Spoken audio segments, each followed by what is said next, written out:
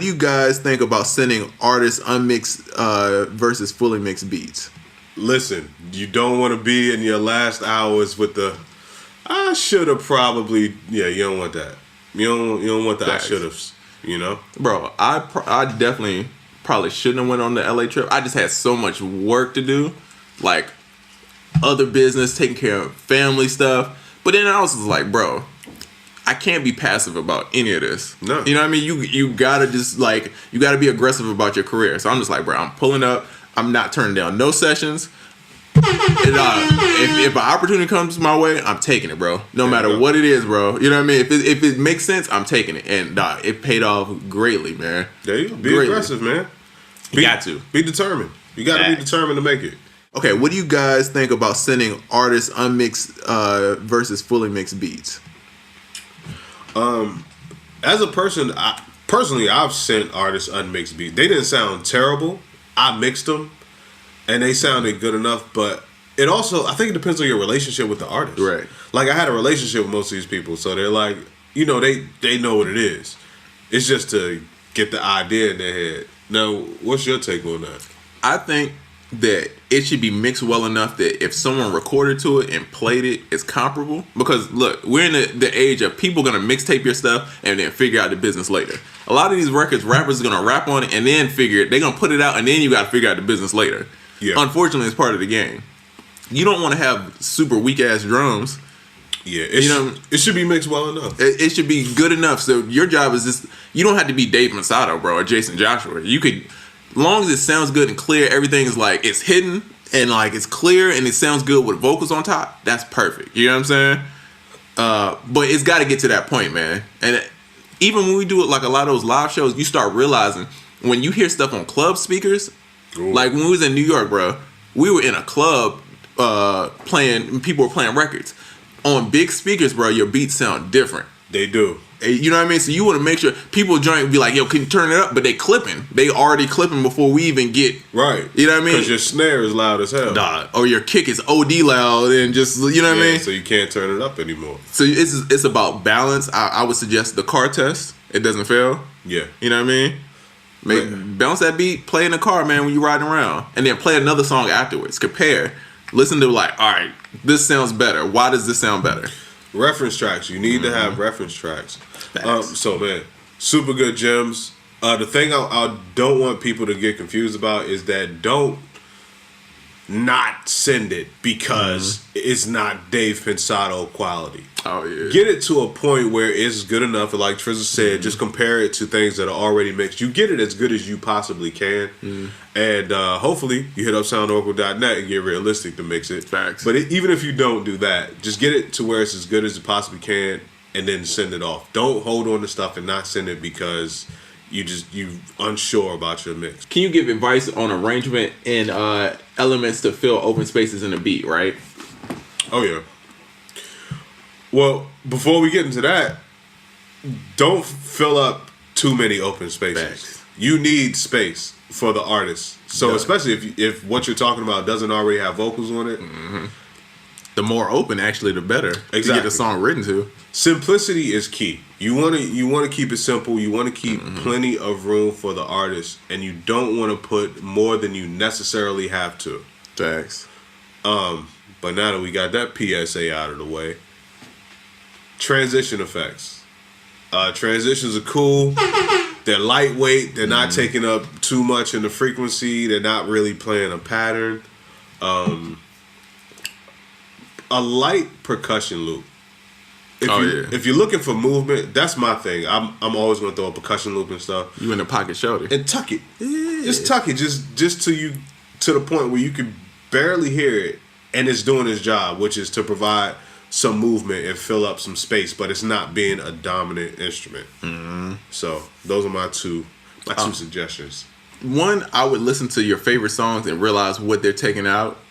It's like if you listen to a Tay Keith beat, right? Pretty much all his beats have the same arrangement, right? It's gonna be melody, kick, hi-hat, snare, right? Then the 808's gonna come out. He might take out the snare or the clap. Then it goes to a different part. It's the same kind of. So I would analyze songs I really like and understand why I like it, why the energy feels like this during this part, right? And then 2, you want to make sure that you're filling up the spectrum, right? You got your low end, your low mid, your mid range, your high mid, your high end, right? And you should be able to swap those in and out and take stuff out.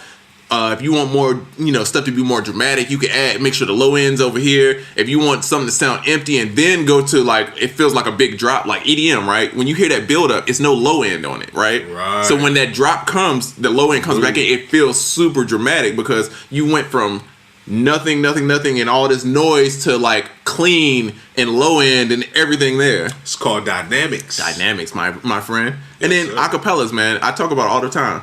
I still make beats. I will throw an acapella in that joint in a heartbeat.